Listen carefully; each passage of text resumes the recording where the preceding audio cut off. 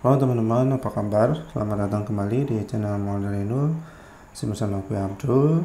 Jadi pada video kali ini kita akan belajar React ya, mengenai life cycle ya, life cycle komponen React. Atau biasa juga disebut siklus hidup gitu ya, istilah bahasanya. Jadi ada yang namanya komponen did mount, komponen did update, dan komponen will mount ya. Jadi ini yang umum dipakai ya teman-teman ya. Jadi siklus di React itu ada yang namanya did mount, itu saat komponennya di render maka akan jalanin yang namanya komponen did mount ya.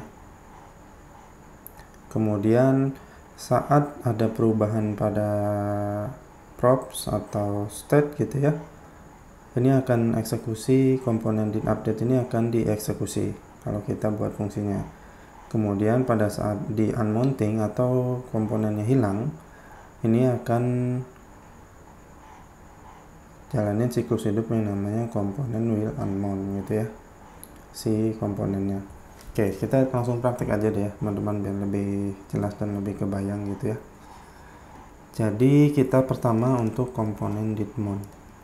Oke, nah ini umumnya juga dipakai untuk fetch data ya, fetch data dari API. Jadi saat pertama kali saat berhasil di render, ini akan manggil data ya umumnya. Coba kita di sini kita konsol dulu deh ya, console.log komponen did mount. Oke, kita lihat di sini perilakunya. Kita refresh, komponen did mount nih langsung ditulis ya di log ya. Nah kita buat console.log di sini. Nah ini kurang jelas juga ya. Ini sebenarnya yang mana dulu nih? Ini langsung dijalanin baru ke bawah atau gimana? Jadi mungkin lebih jelasnya gini teman-teman ya. Di sini kita akan update state ya. Set ini kita ubah jadi 1 ya si counternya. Counter kan ini ya. Kita word dulu deh. Ini counter ya. Kita tulis di sini nih counter 0. Sini kita akan ubah this.set state counter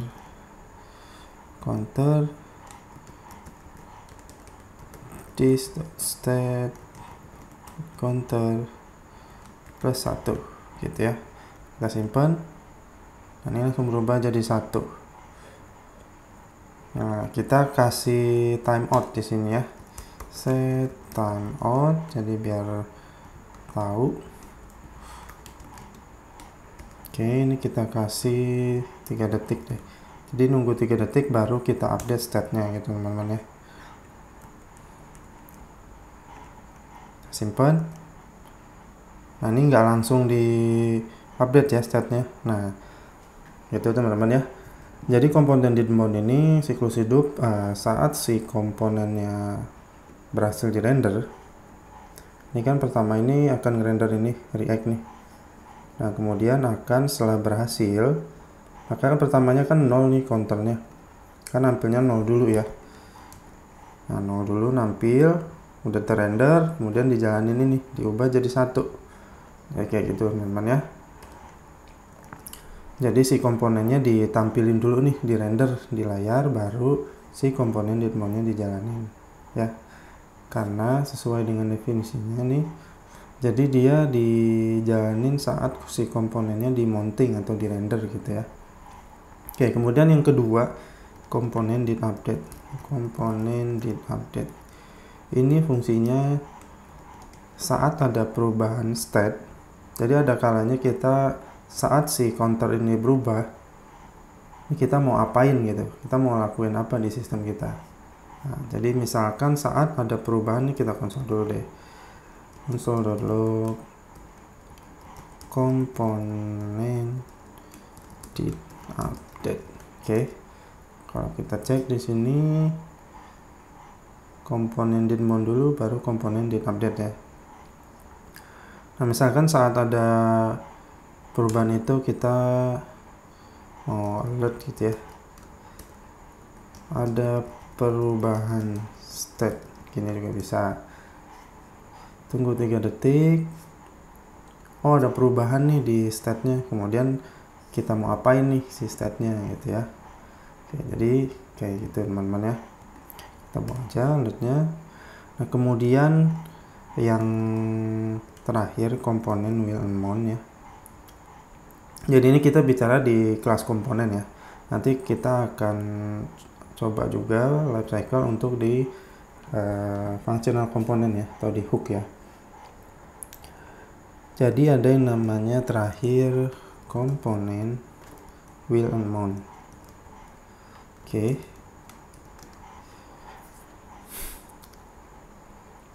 Ini kalau kita konsol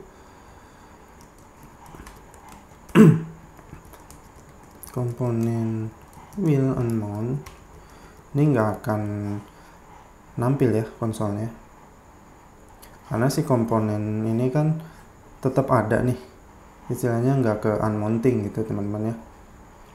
Nah, di sini kita coba buat deh kelas misalkan namanya unmount gitu ya, extends komponen.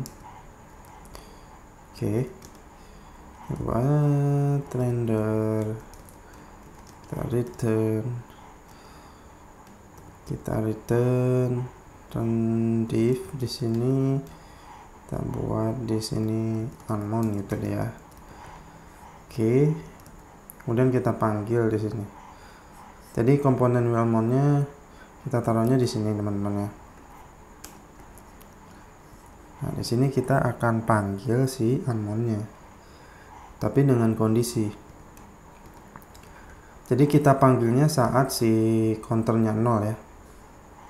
Jadi gini, this.state.counter sama dengan 0. Jadi kalau si counternya 0, kalau pertama di render, ini ditampilin dulu nih unmount-nya. Maka kita tampilin si unmount. Oke. Selebihnya 0 gitu ya. Oke, kita simpan.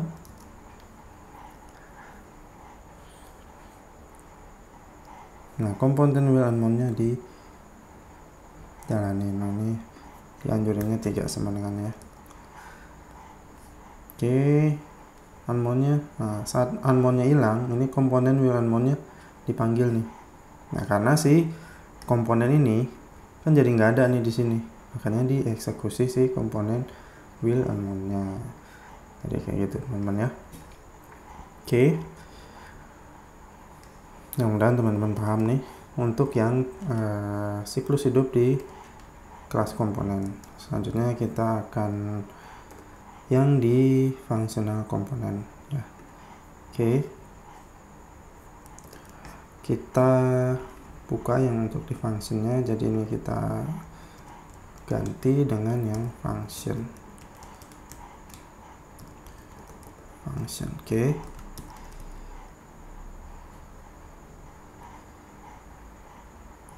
Ini kita import dulu, import function from 2 function komponen function. Oke, save. Mungkin untuk ininya kita copy aja ya. Oke, di bagian returnnya simple state, kita buat state dulu di sini. Counter, teman-teman harus ingat ya, buat state di ini functional component set counter sama dengan use state. Berapa tadi? 0 ya. Jadi ini enggak di state tapi counter langsung. Unmount-nya kita ambil juga nih di bagian, kita buat aja deh function unmount return if unmount. Oke, kita simpan. masih ada error fragment. Oke, kita import si fragment.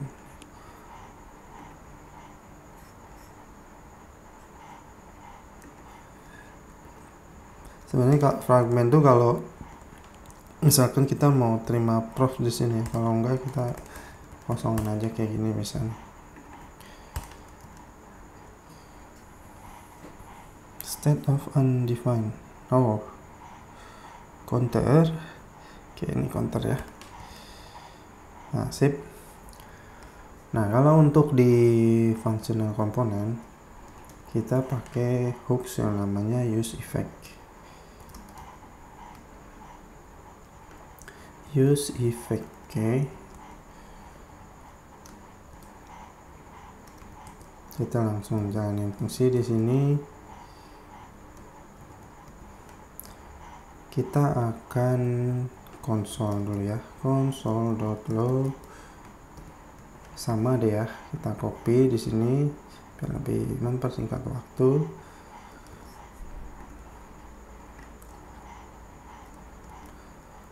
Tapi set state-nya nggak gini teman-teman ya. Set counter pref plus 1 gitu ya. Simpen. Nah, komponen didmon-nya dijalanin, tapi komponen di update-nya belum ya. Ini tapi kalau kita lihat nih, ini dijalaninya terus-terusan nih, nggak berhenti-berhenti. Nah, karena kita nggak tambahin dependencies ya. Jadi kita perlu tambahin dependencies di sini untuk komponen di ini, jadinya kayak infinity ya. Kalau kita seperti ini, saat ada perubahan nih dijalanin lagi, dia ngecek lagi, ada perubahan dijalanin lagi, jadi makanya running terus. Nah, kalau mau kita buat sekali atau didmon, kita simpan, ini jalannya sekali, ini 2 detik ya. Nah, udah nggak jalan lagi kayak tadi ya. Nah, ini adalah komponen didmon di functional component. Jadi pakainya use effect teman-teman ya. Kemudian untuk did update-nya gimana? Jadi sama juga, kita pakai use effect. Nah, tapi di bagian dependencies-nya kita taruh nih. Ini mau dieksekusi si komponen did update-nya saat ada perubahan di state apa atau di props apa. Nanti kan kita mau jalanin komponen did update ini saat si state counter ini ada perubahan gitu ya. Console.log komponen did update. Oke. Coba kita simpan.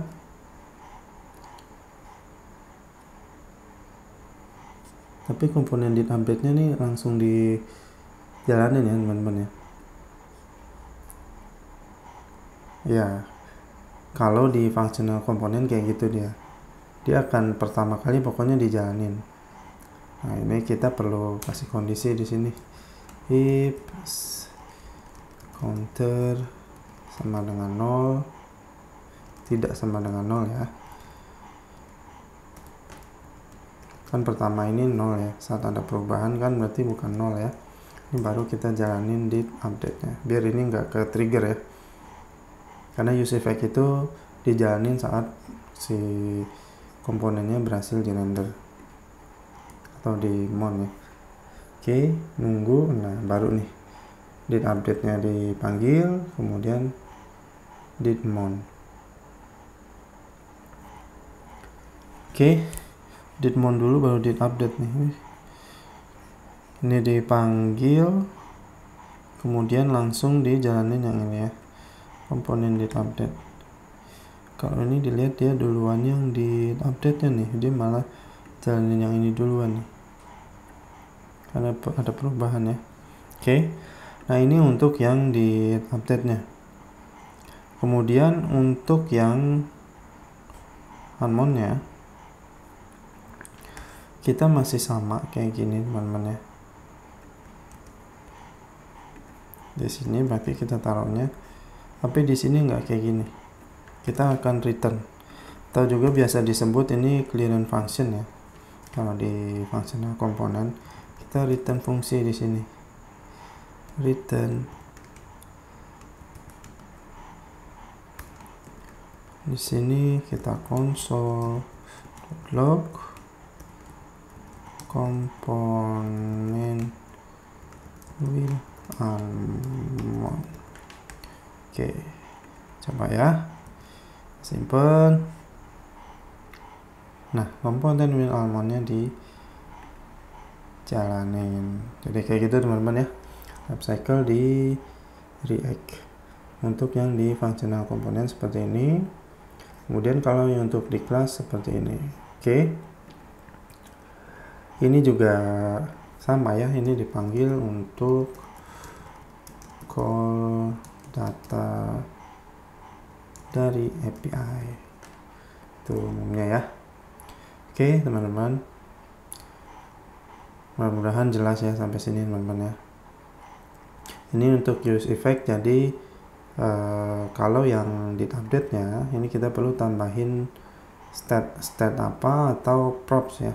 Kalau misalkan di sini terima props, berarti props apa. Jadi saat ada perubahan dari props itu, maka si komponen ini mau kita apain lagi nih gitu kan. Kita bisa pakai use effect dengan kita kasih dependencies di sini. Kalau di sini dependensiesnya kosong ya. Ini nggak akan dieksekusi lagi karena saat pertama kali habis di render aja ini baru dieksekusinya. Kalau ini kan saat ada perubahan state atau props gitu ya. Oke teman-teman, hanya sekian untuk pembahasan kita mengenai life cycle. Terima kasih teman-teman yang udah nonton. Gue pamit diri, kita ketemu lagi di video selanjutnya.